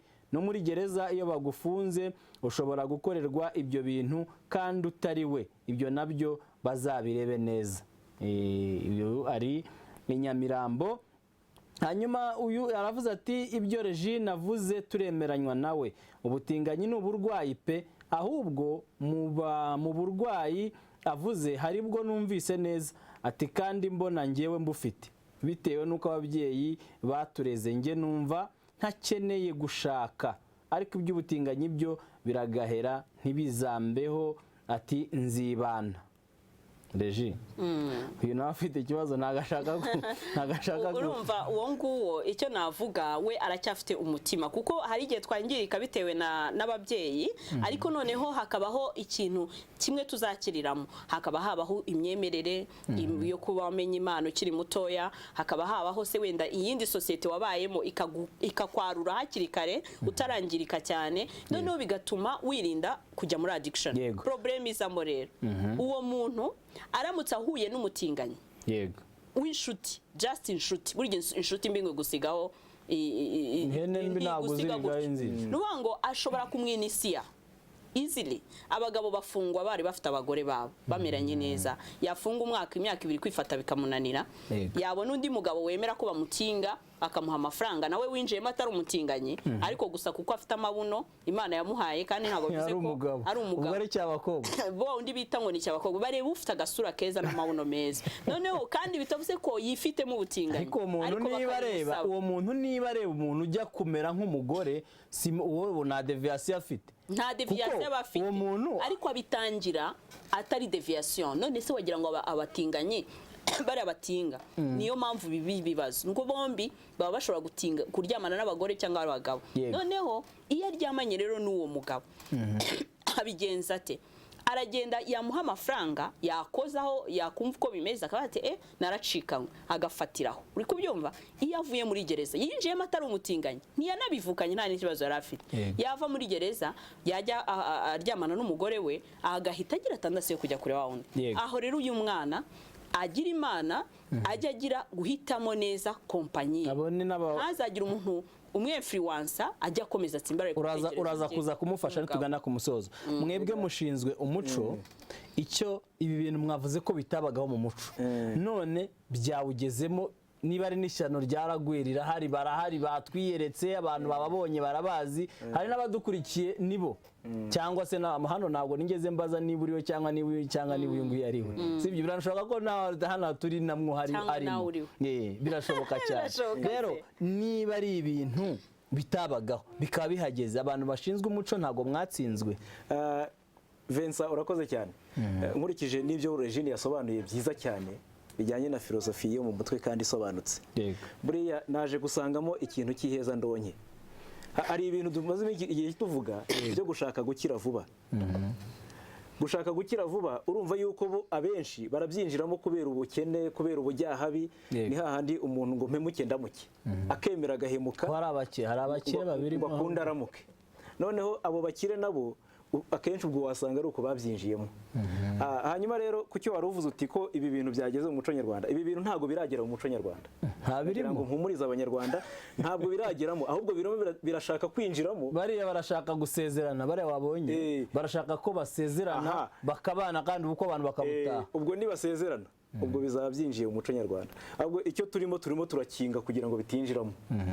Ubu ni ingabo turimo gukinga. Uremewe urahamya ko ntabwo biramara kuba umuco w'abanyarwanda, ntabwo biramara kuba umuco w'abanyarwanda. Niki musabwa mwebwe? Hanyuma rero icyo dusabwa twebwe nk'abanyarwanda ndetse nk'abantu bo muri sosiyete sivile cyangwa se imiryango itari iya leta iharanira ubusugire bw'umuco nyarwanda ndetse n'indangagaciro z'umunyarwanda, turasabwa kutaba bampemuke ndamuke. Turasaba gushikama tugakomera tugakinga ingabo kugira ngo iyo mico mibi itaza kwinjira mu gihugu cyacu, ngo ibe umuco w'abanyarwanda. Noneho nk'uko Regine yabivugaga, kubera ko ibi bintu bifite ingaruka ku muryango nyarwanda, ibi bintu birimo guca umuryango. Imana irema muntu yaravuze ngo mugende mubyare mwororoke. Imana irema ibitsina yashyizeho izindi ngingo zose zizafasha kugira ngo iya mibonano mpuzabitsina izakorwe kandi igire umuryango. Ariko rero ni ukuvuga ngo ibi bintu nibikorwa gutyo ntabwo tuzongera kubona abavuka. Biramutse byinjiye mu muco wacu, ntabwo umukobwa azashakana n'umukobwa ngo babyare, ntabwo umugabo azashakana n'umugabo ngo babyare. Ubwo deja umuryango wamaze gucika. Inkomoko ye twajyaga tuvuga ngo kwa sogokuru ndi runaka wa runaka wa runaka, ibyo bizavaho, ntabwo bizongera kuzaho. Hanyuma rero ku kindi nanone mu bijyanye n'iterambere ry'igihugu, iterambere ry'igihugu ubwo ni ukuvuga ngo tuzagwiza amarimbi, kuko urumva niba Regine yabivuze ati ya sifenkteri ifunze umuntu, hari uwanduye sida, hari uwafungutse umubiri we, niba ashatse kwihagarika ari mu modoka ubwo ni ibyo, niba bishakiye mu muhanda ubwo ni ibyo. Urumva yuko mu by'ukuri sosiyete yamaze kwangirika. Reka rero dukomere ku karanga k'abanyarwanda, twebwe nk'imiryango itari iya leta dufashe leta yacu, kuko buriya rega nubwo tuvuga ngo imiryango itari iya leta, ariko leta niyo yatumye tubaho. Rero impamvu yatumye tubaho ni ukugira ngo tuzayifashe. Ni nayo mpamvu leta ubu ngubu yaduhaye rugari kugira ngo tubanze tubivugeho, tubanze tubive umuzingo, noneho yo izaze nk'umubyeyi mukuru ifata umwanzuro wanyu. Ariko ibi bintu muri kurwanya, ntimushobora kuba muri kurwanya nk'ibintu biri nko mu itegeko nshinga ry'u Rwanda byemewe, ariko mwe mukaba muhaguruka mubirwanya gusa kandi wenda hari aho byemewe. None natwe nyine nicyo tukubaza, ibyo byose turi kumwe n'umuntu wize amategeko, araza dufashe, ariko ntago birimo, naza dufashe mu itegeko nshinga. John uradufasha, uri umunyamategeko, uko biri kose itegeko nshinga wararisomye, tubwira ibi bintu mu itegeko nshinga hari aho biri. Murakoze. Mbere na mbere kinifuza kuvugaho nuko mu itegeko nshinga nta hantu byanditse ko abatinganyi batemewe, nta ngingo tuzabona imeze gutyo, cyangwa se mu mategeko yasomye yose ko ameze mu mategeko dufite, haba na code penal nakomojeho umushinga wari uhari muri 2009. Ariko reka tuwuhereho, ubu waje guferinga gute? Yego urakoze. Wenda duhereye aho ngaho ngira ngo nibe byiza. Ikibazo cy'abatinganyi mu by'ukuri cyatangiye gusakuza cyane muri 2009 hano mu Rwanda, kuko niho icyo muri Uganda naho hari umushinga wo guhana abatinganyi. In fact bateganyaga n'ibihano bikomeye cyane, harimo n'igihano cyo kwicwa. Yego. Hari ukuntu rero byarenze umupaka bigera no mu Rwanda. Ndashaka ko abantu bakora amategeko ari ukuntu batangiye gutekereza ko no mu Rwanda bashyira mu ingingo ihana abatinganyi. Ingingo barayiporopoje, harimo ibihano, guhana umuntu afatiwe mu gikorwa cy'ubutinganyi, kumufunga igihano hagati y'umwaka n'imyaka 5. Ariko ndashimira cyane ko abashinga amategeko na government yacu ngira ngo mu gusesengura byaje kugaragara ko guhana abatinganyi atari wo muti wo kuba bakemura icyo kibazo. Usibye ko byanagaragara ko ushize itegeko bahana bivuguruzanya n'andi mategeko na politike zahari z'igihugu. Yego. Icyambere nuko dushingiye ku mateka ya kino gihugu cyacu tuzi twese, tuzi ko ibintu bijyanye no kuvangura abanyarwanda ushingiye ku ikintu icyo ari cyo cyose yego tuzi aho byatugejeje yego ejo bundi narimo nsoma comments ziri kuri kino kibazo cya iyi nkuru y'abana bakobwa narimo nsoma online media zose abantu nibabice imvugo nk'izo cyangwa se propaganda nk'izo tuzi aho zagiye kino gihugu ndakeka ko igihugu cyari kivuye muri genocide tuzi n'uburemere bw'ivangura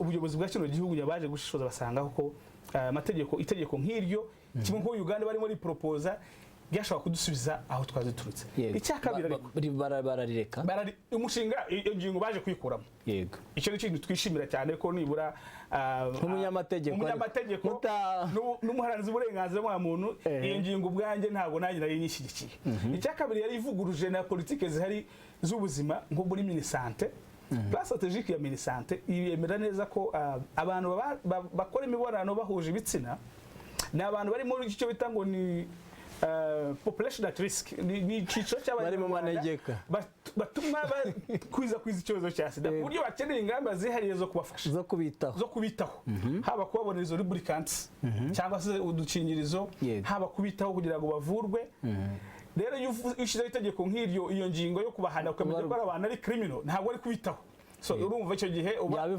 yabivuguruzanyije ikigaragara nuko nemera ko nanjye numva ko ubutinganyi ubwabyo bifite ingaruka mbi hanyuma reka manze nkubaze ikibazo kimwe mu itegeko nshinga ry'u Rwanda bemera ko abantu babiri bana basezerana bahuje ubu bajya ku murenge bagasiko babivuze ko bashaka gukora ubukwe buri claire byashoboka ntabwo bishoboka itegeko igihe hari icyakuwe mu itegeko rya code penal rihana no gushyira ibihano byo guhana ubutinganyi bwabyo ariko nta nubwo hariho amategeko yihariye aho uburenganzira batinganye birumvikana ko ari abatinganye ni abanyarwanda nk'abandi hari amategeko bagomba kubahiriza nk'igihugu kigenda ku mategeko constitution yacu ivuga ko ugushingiranwa kwa minister w'umuco gushingiranwa mu Rwanda bikorwa hagati y'umugore n'umugabo kandi bikorwa imbere y'ubutegetsi y'amategeko umugore n'umugabo bavuga nuwe banabara nabo ko bavuga ko ari umugore n'umugabo ni igitsina gabo n'igitsina gore icyo bivuze no kuvuga amategeko y'u Rwanda aba bantu ntago bashobora document twabonye ntago bashobora kugera imbere y'ubuyobozi cyangwa umuyobozi w'idini bavuga ngo bashaka kubashingira nta muyobozi wabyemera kuko itegeko nshinga ndetse n'amategeko ubukwe ntago bushoboka mu mategeko y'u Rwanda mu mategeko ntago bushobora kuba bwakwemerwa yego ariko niyo bemereje ko bagiye kubana batagiye imbere yo gufata kwibendera ngo bagiye ku murenge ntago wabahana abo bantu bo bari bazi ko ngira ngo ikintu cyanabizamuye cyane no ko bavuga bati tugiye gukora ubukwe abantu babutahe yego aho nakantu keza cyane aho ngaho mu muco nyarwanda ndashaka ko ubukwe bukozwe ku mugaragaro icyambere twabonye ko itegeko nshinga n'amategeko itegeko rigenga umuryango abantu nta muntu wabasezeranya nta dini ryabasezeranya kuko ntabwo byemewe yego ariko ikintu cyo kuvuga ngo bashobora option wenda ishobora gutekereza mu rwego rw'amategeko ni ukuvuga ngo ese abantu bamugani batagiye se muri ubwo mu butegetsi batagiye mu idini bakabasha gukora ubukwe gakondo cyangwa se hari abanyarwanda ubundi basanzwe babana ariko batagiye mu murenge cyangwa n'iki barahari babanye ku bwako babana ku bwabo abo bantu ese itegeko ryabahana ndakeka ko aho ngaho niho harebwa neza ingingo y'180 muri code penal wenda abantu bareba kuko hari ukurikije umuco nyarwanda uko bagenzi banjye bayivuze ndayemeranya nabo ko umuco nyarwanda ntabwo wemera ubutinganyi bishobora gufatwa mu bikorwa by'urukozasoni kuko hari amategeko ahana ibikorwa by'urukozasoni cyane cyane ibikorwa cyangwa se imyifatire ibangamiye umuco nyarwanda n'imbonezabupfura irahanwa yego bikozwe mu ruhame aho ngaho abantu bareba ese abantu batagiye mu butegetsi bw'idini cyangwa se mu murenge bakora ubukwe bwa kinyarwanda bakarukora mu ruhame ese bahanwa kandi bitajyanye n'umuco ni ukuvuga ngo aho ngaho ndumva hari abanyarwanda bagaragaje ko ibyo bintu bibangamiye umuco kandi mu by'ukuri hari ingaruka mbi birimo guteza ku muco bigasabwa minisiteri y'ubushinjacyaha abashinzwe ubushinjacyaha mu mategeko bakabikurikirana y'ubutabera aba bantu bashobora kubakurikirana bashobora guhana kuri iyo ngingo ariko niba batabikoze ku mugaragaro bakabana bakajya mu kabari n'ab'inshuti zabo batanu bakavuga ati twebwe tugiye kubana birumvikana bashobora kubana kuko icyo gihe nta muntu uzaza kugira ngo ajye kubahana. Ibyo urabivuga nk'umunyamategeko wowe noneho nk'umuntu warasha uri mariye wowe nk'umuntu noneho wowe umuhungu wawe wibyariye yakundanye n'undi muhungu wabyifata mute? Ni ikibazo gikomeye cyane je ku giti cyanjye numva ni ibintu byambabaza birumvikana yego ariko hano nk'umuntu ukora uharanira uburenganzira bwa muntu cyangwa se ureba igihugu kigenda ku mategeko ni nk'uko waba uri guharanira abandi bakora ibindi nawe utemeye. Ndashaka kugaruka kuri documentary hari ikintu bavuze bano bantu tutarenze ingohe kavuga ati twebwe ubu ngubu turateganya no gusohoka abantu bashaka kutugirira nabi bariko baravuga ngo batwirukane mu kazi. John, tutarajya ku ngaruka zabyo ndetse n'ukuntu bari gufatwa telefone ni nyinshi abantu benshi bari guhamagara mureke tubanze twumve ibitekerezo byabo turafata nka 5 ubundi tuze kugaruka. Allo mwiriwe neza. Mwiriwe neza. Mwitwa bande muherereye he hanyuma murase ku ntego? Nitwa Murisha njyewe. Yego. Hari ibintu nenda kuba hari points zigeze nko kuri enye nenda kuvugaho. Hari icyambere umbabarire ko ngiye gukoresha uburyo ari uwo mugabo wambaye ishati y'igitenge. Yego ni Maître John. Maître John, yes. Hari ibyo yavuze ngo kuri transgender nashaka kugira ngo mukosora aho ngaho. Transgender ntabwo ari cy'abakobwa.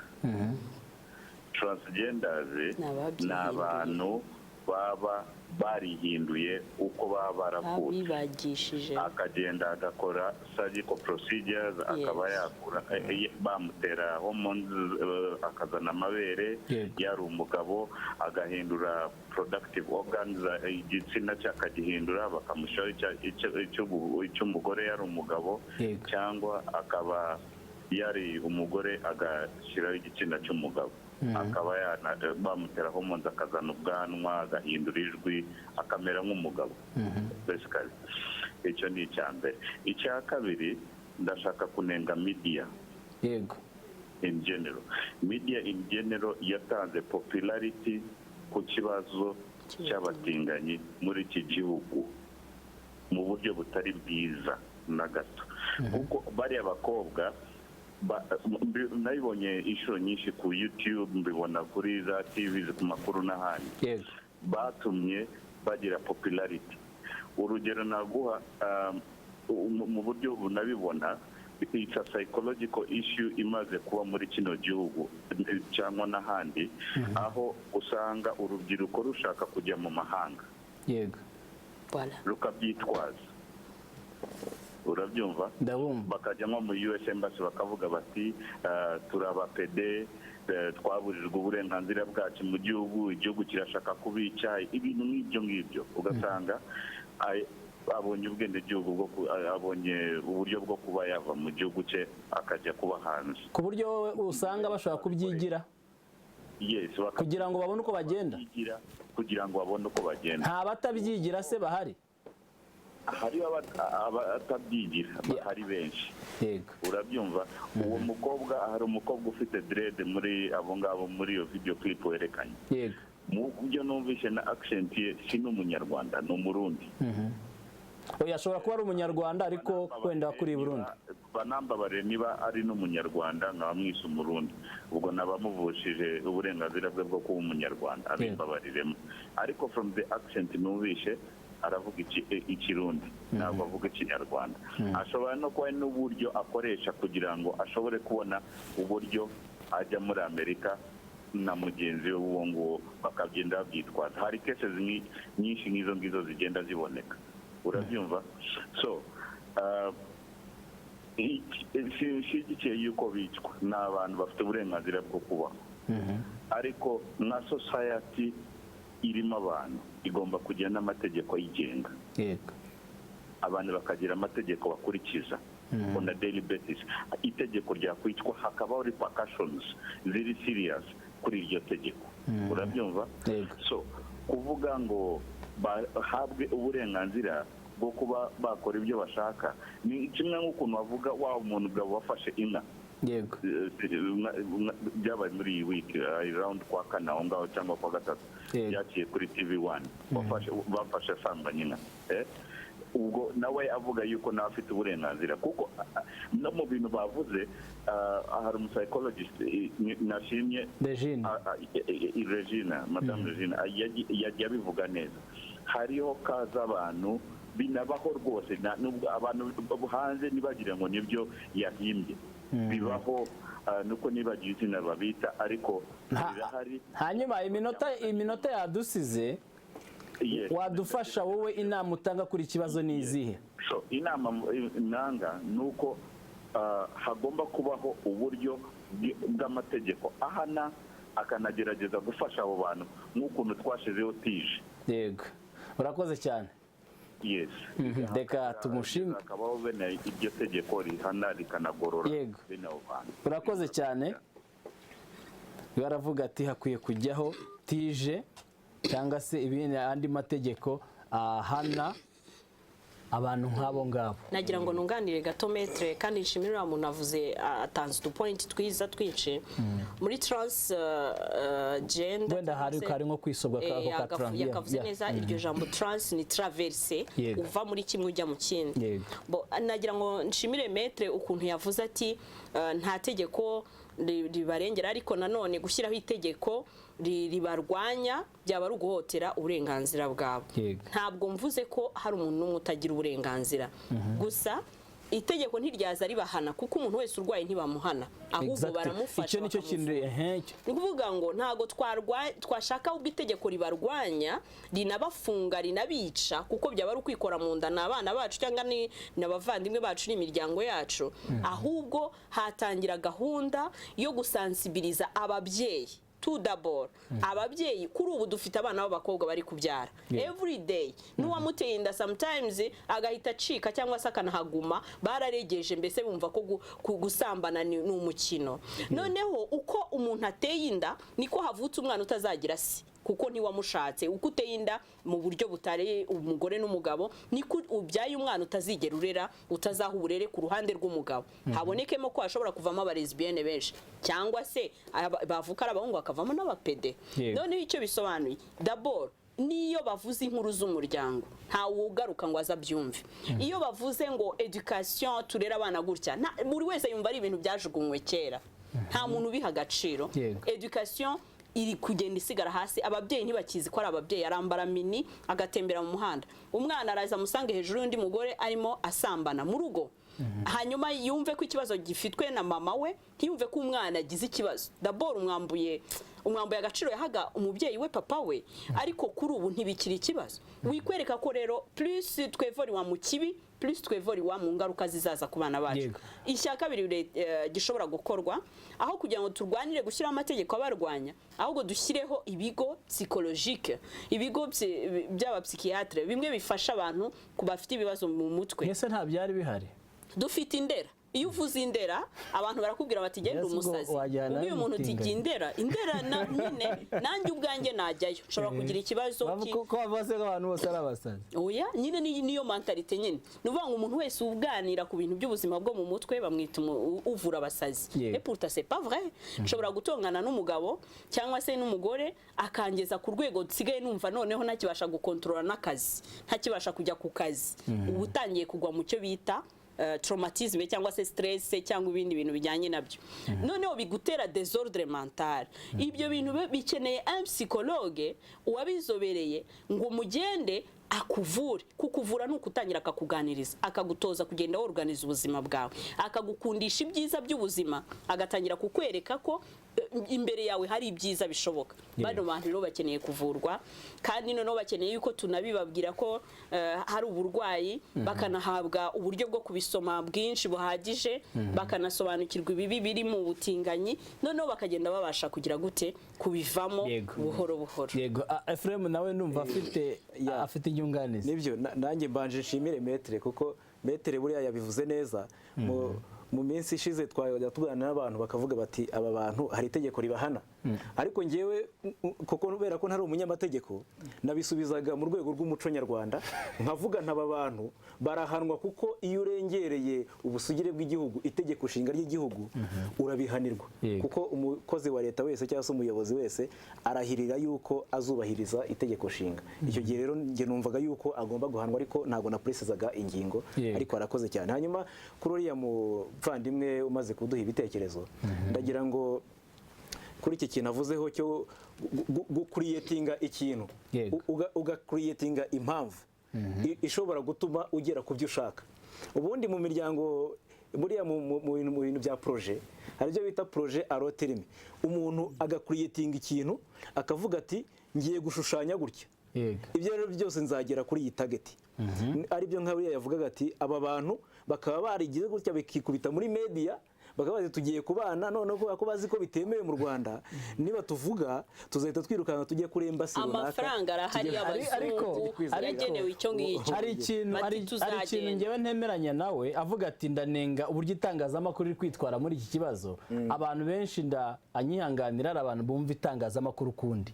ukumva ko niba televiziyo cyangwa se radiyo itagombye guha umwanya kanaka epuruta ntabwo umunyamakuru agomba kugira uruhande abogamiramo n'umunyarwanda nibyo ariko hari ihame rya impartialite mu byo uri kuvuga kuko nawe ni umuntu kuvuga ngo abanyamakuru rero ngo baravuze ngo mwabashyize kuri televiziyo ngo mutumye ngo bagira ngo abafana benshi no ntabwo ari cyo dushobora no kubashyira aho ngaho kugira ngo wenda binacike ihangane gatoya ko icyo kintu nkubwire iyo umubyeyi aretse umwana we akareba televiziyo aba azi ko ibyo ari bwigire kuri televiziyo ari byiza nanjye ku bwanjye gufata umutinganyi akaza hari agasobanura ukuntu azabana n'umugore mugenzi we umwana wanjye nkamwicaza imbere ya televiziyo akaza akareba ibyo bintu it's not so professional umubyeyi numva atari none se umutinganyi ntabwo ari umuntu ku bwanjye nkavuga ngo niba umutinganyi ari umuntu afite n'uburenganzira twabona umuntu wishe umuntu ngo tumubwire ngo ngwino usobanure uko wishe umuntu hari ibintu byangiza ubwonko mu bantu bize ibijyanye no mu mutwe iyo yaba indi deba reka gato ngasoza ako kantu kuko nk'umubyeyi nk'umunyarwandakazi nk'umuntu uzubaka urugo hari imyumvire umuntu agomba guteganyiriza abana be rero niyo mpamvu iyo avuga ngo abanyamakuru bagihaye imbaraga zirenze nanjye ndi umunyamakuru ariko afite point imwe y'ukuri kuko hari abanyamakuru bagiye aho kugira ngo bazane nk'uko wabikoze ukavuga uti mfite impande zose kandi noneho ziri buvuga ibintu uko biri zitari bubogame hari abanyamakuru babogamiye kuvuga ngo abatinganyi bafite uburenganzira bwabo nabo ni uburenganzira bwabo biriya nibyo bagomba kubikora kuko baremwe gutyo ntabwo baremwe gutyo mbanze mbikosore mwigendera kuri information ziri biaze hanyuma bo bagafata urwo ruhande rumwe bakatangira kwereka abantu ko ubutinganya ari sawa icyo gihe itangazamakuru baryakozwe nabi mwe mudukurikiye mu byumvaho bari ku murongo wa telefone benshi reka twongere twakire abandi batatu ariko turaza kugaruka nta kibazo reka twakire uwo muntu uri ku murongo wa telefone alo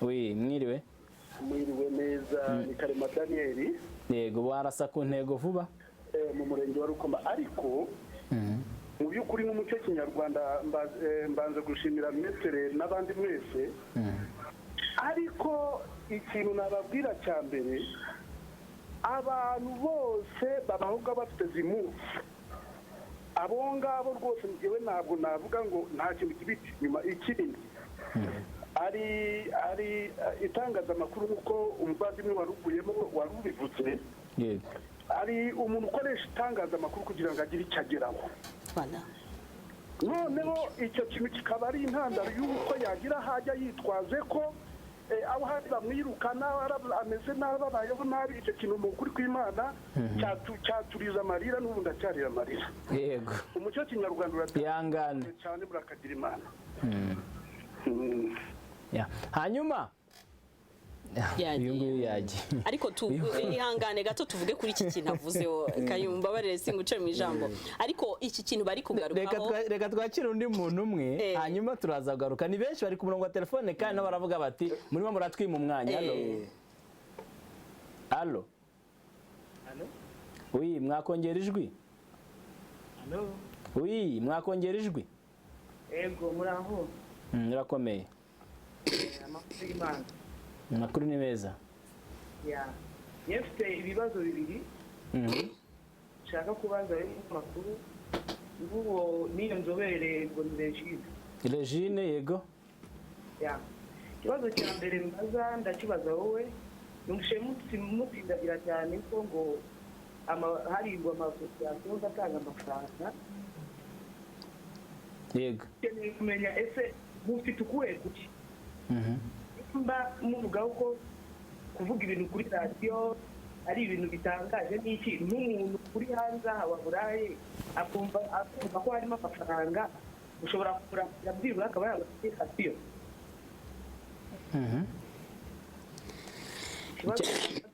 Icya kabiri ndakibaza Regine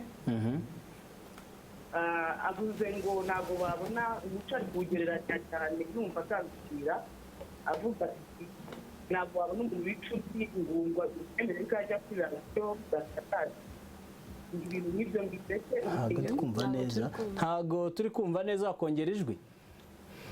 numvise avuga ko ngo batashyigikira umuntu ngo umuntu wishe ngo wica ndajye kuri radiyo ngo avuge urumva ashaka kugereranya ibitageretse. We aramutse abyanye akamenya yuko mu muryango we hari yavuga ngo kumwica. Ikindi ntabwo numvikana n'umugabo umaze guhamagara avuga ko transgender ngo ngarabantu bibagisha ibyo ntabwo bihuriye. Transgender ni umuntu witamo ko ari umugabo mu mutwe cyangwa sex iba mu mutwe. Sex ntabwo iba hagati y'amaguru. Hanyuma wabwira uwo mugabo yavugaga umuntu uhinjira bakamukuraho amabere cyangwa wishyiraho peni n'ibindi n'ibindi basoma ibitabo basobanura umuco hari byinshi wari ushyigikiye byakuweho umuco n'indi. telefone ndumva tutari kumvikana neza, ntabwo turi kumvikana neza ariko agerageza gusubiza ibintu yavuze. Yakubajije niba ubyaye umutinganyi kubera iki ngo nafata ngo nanze ko bafata umutinganyi bakamubwira akajya kuri televiziyo agasobanura ubutinganyi bwe ngo ese ngo nabigereranyije ngo n'umuntu kuba yafata umuntu akamwica ngo yarangiza akaza akabivuga ahangaha akatwereka ibyo akora. Ni ukuvuga ngo ikintu cyose kirimo ikibazo kuri sosiyete njye ku bwanjye numva ntazi imbere hariya niba nagize ikibazo hari abantu tujya twumva bagira ubundi burwayi ariko bakangiza sosiyete. Uburwayi bwose nagize si ngombwa ngo nze mburate hano nze mvuge ngo inge mbigenza ikibazo we ntabwo aba yakumvise ko ari uburwayi, yabyumvise ko ari uburwayi kuko nta nemera ko ari uburwayi ariko mbabarire ndamukunda nta n'umuntu nakwemerera ko bica kuko kwica d'abord kwica it's a problem. Guhana umuntu kubera uburwayi afite it's a problem. Simbyemera sinemeranya n'uwahana umutinganyi ngo amujyana mwice cyangwa amugirire nabi kubera ko d'abord ni ikiremwa muntu ahubwo uburwayi yaba afite bwavurwa akegerwa agakundwa bakamuvura. Hanyuma hari akantu mbabarira rwose iminota iraza kudusiga. Hari akantu bakomeje kugarukaho ko kujya hanze nawe agakomojeho arabajije ati se ko muvuga ngo abantu bajya hanze ngo hari ibigo bitanga amafaranga ngo mufite yewe hari NGO imwe nzi sindi buyivuge ifite amafaranga yo gufasha abatinganyi abo bantu kuba bagira ama lubricants cyangwa se amiti ikoreshwa abana bafite ibitsina bisa bataza kuvuga bati mwavuze ko turi abatinganyi kugira ngo bakoreshe iriya miti hanyuma batabasha gukomeretsanya bakananduzanya bakanabaha n'udukingirizo. Ariko usanga ibibazo bibageraho batwirukanye mu kazi muze mutuburanire badufunze wenda niyo rimwe na rimwe atari cyo yafungiwe badufunze muze mutuburanire. Yewe icyo rero mvuga niki ku isi hose tuzi ibihugu Ubugande bwamaze kudekarara bukavuga buti twebwe turabihagaritse turabirwanyije directement. Icyitwa inkunga cyarahagaritswe ibibazo biravuka igihugu gicika igikuba kugeza ubwo biprononsa baremeza bati ntago tukibirwanyije. Bon icyo ni kimwe mu bimenyetso bikwereka ko ikintu cyitwa ubutinganyi gifite abagisiporta kandi batanga amafaranga cyane.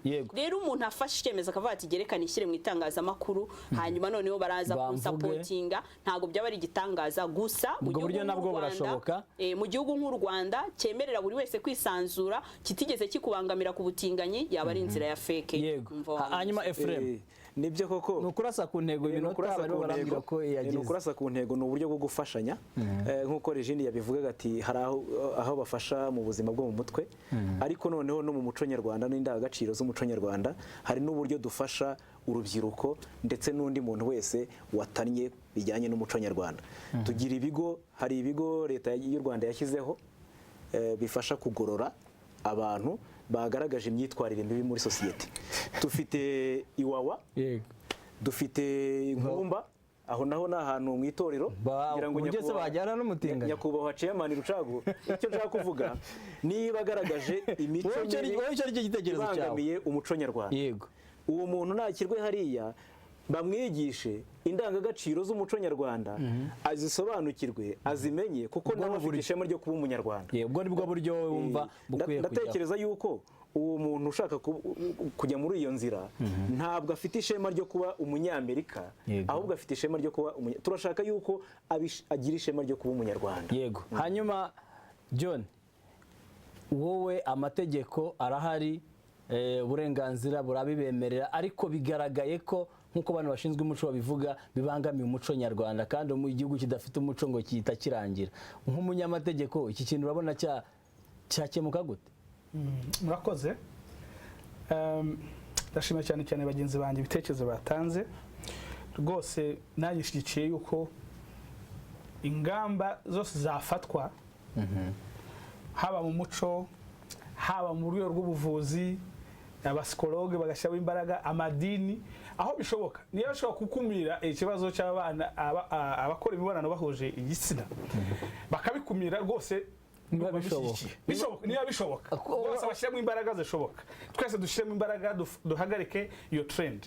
Ariko mu rwego rw'amategeko n'uburenganzira bwa muntu, ibigomba gukorwa byose bigomba gukorwa byisunze amategeko n'uburenganzira bwa muntu. Kambaye nk'urugero, hari abantu bumva ko guhagarika mu gukumira cyangwa se kuvura abana bahuje ibitsina, bamwe hari abagiye bafata nk'uburyo bwo kubashingira abantu, bakabashingira ku ngufu, kavuga umuryango ugaterana bakavuga ngo tugiye gushingira ku ngufu, cyangwa se akavuga bati ni amadayimoni, hari uburyo bakoresha kugira ngo babavure, ariko cyangwa se bakabavuga ngo batware mu bigo ngororamuco.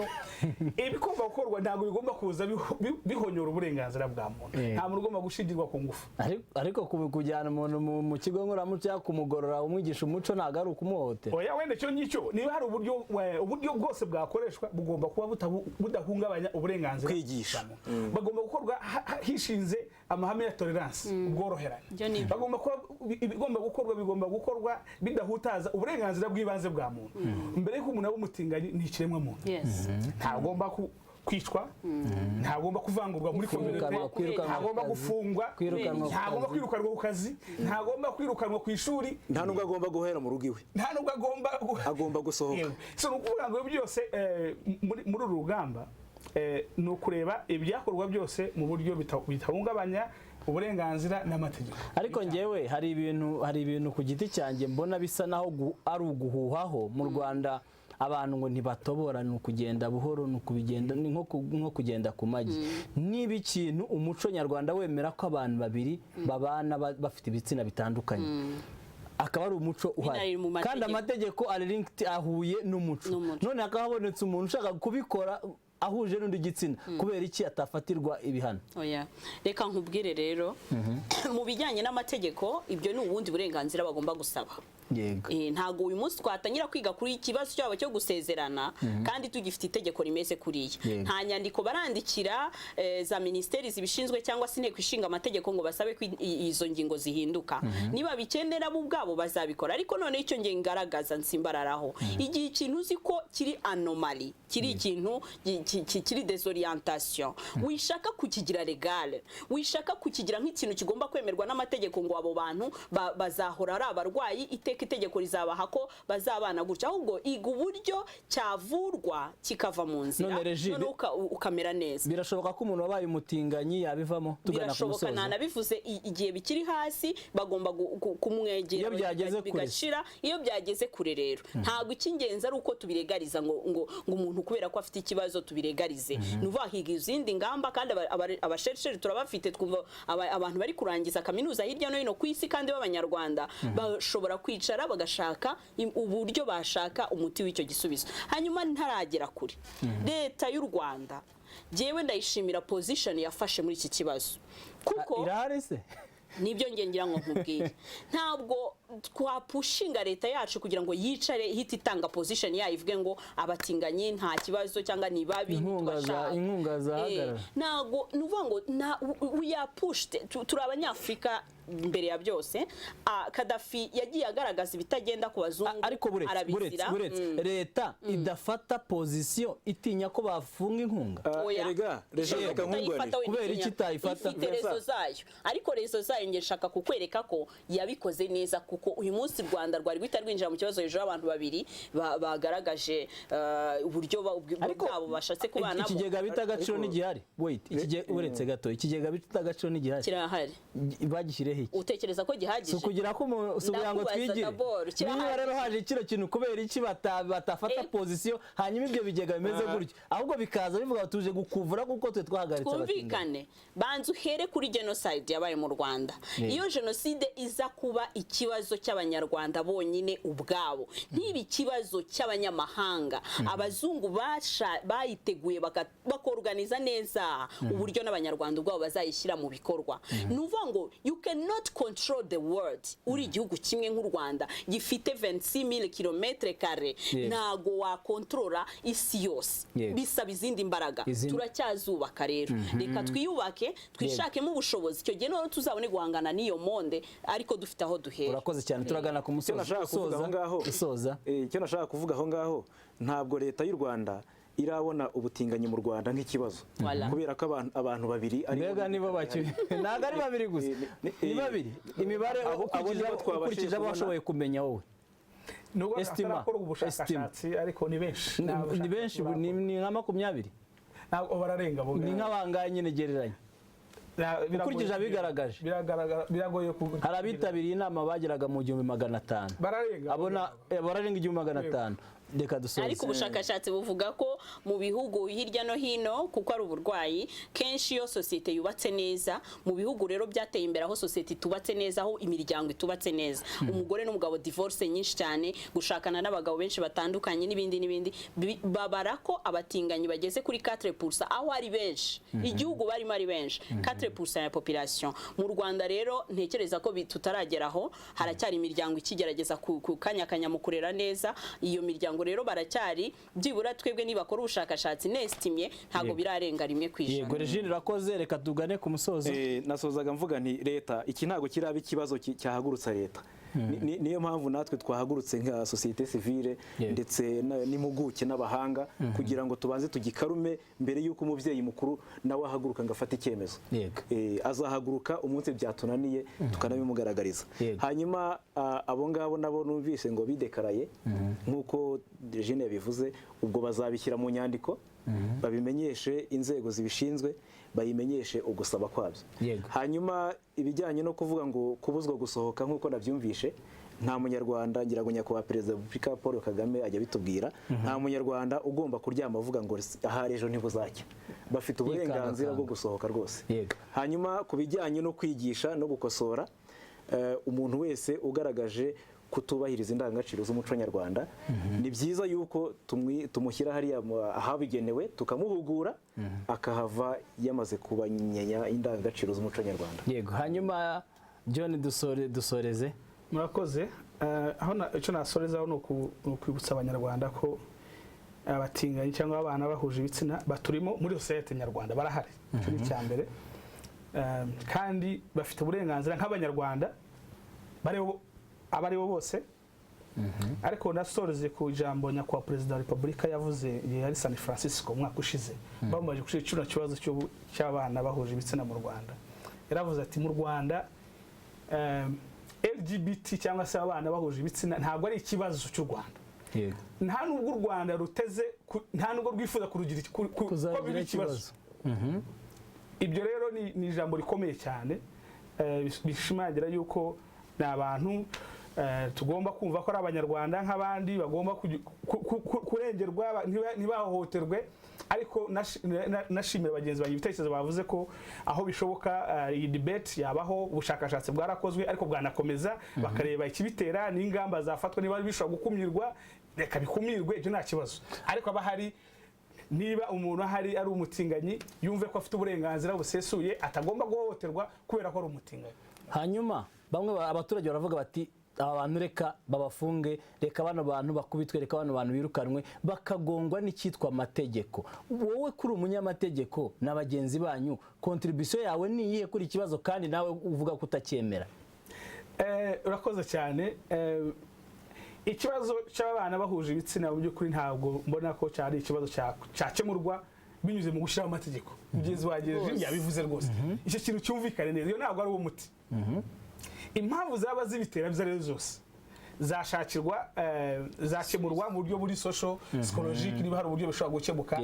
Niba ari ibibazo by'imibereho mibi, ingamba zirahari zo kurwanya ubukene, abantu bashyirwa muri program, habaho ingamba zo kurwanya ubukene, abantu bazishore mu butinganyi kubera ko ari ikibazo cy'imibereho. Harebwe izo ngamba zose zishoboka. Ariko iyo bishyize mu mategeko, usibye ko byanagora n'iryo tegeko ryapurika, hari icyo byahungabanyaho mu bwerekere n'ubwisanzure no kwishyira kwizana kw'aba bantu. Yego, urakoze cyane. Reka tubashimire cyane, ariko dusoreze kuri ubutumwa abaturage bavuga umwanzuro. Ati umwanzuro nge natanga hakorwa ubukangurambaga bamenye ububi bwabyo, byibuze hareke kugira abandi babyinjiramo. Ababigezemo sinzi amaherezo yabo, ababigezemo ngo kubivamo birashoboka niko bavuze. Ati uko biri kose ubutinganyi ntiteze kubwemera mu Rwanda. Ati uwo mudamu aravuga ukuri, abatinganyi ntibakwiye uruvugiro. Abatinganyi nabo bafite uburenganzira bwo kuvuga. Undi ati ibyo bintu by'ubutinganyi ni uburwayi bukomeye, kuko iyo urebye bibaho kubw'impamvu nyinshi, kuko bitewe na situation umuntu arimo yishakira ibisubizo. Ibitekerezo ni byinshi cyane, mwari mufite byinshi muvuga kuri ikiganiro Isanzure, aho twaganiraga ku birebana n'ingingo y'ubutinganyi. Ni ikintu gihari kiravugwa mu Rwanda, bamaze kuhagera no hanze barahari, si ikibazo kiri mu Rwanda gusa. Harebwa ese hakorwa iki kugira ngo iki kintu gihagarare, niba koko kitemerwa n'umuco nyarwanda. Ariko abagikora bakaba bafite uburenganzira bw'ikiremwa muntu kimwe n'abandi. Ni ibitekerezo bitandukanye twagiye twakira, kandi mwumvise ko bishoboka. Ababirimo mu buryo bw'impanuka birashoboka ko bahinduka, ababirimo mu buryo bw'ubushake nabwo ntawemerewe kubahohotera nk'uko amategeko abivuga. Mwarimwe nanjye Vincent Niyibizi, mukomeze munogerwe n'ibindi biganiro Royal TV yabateguriye.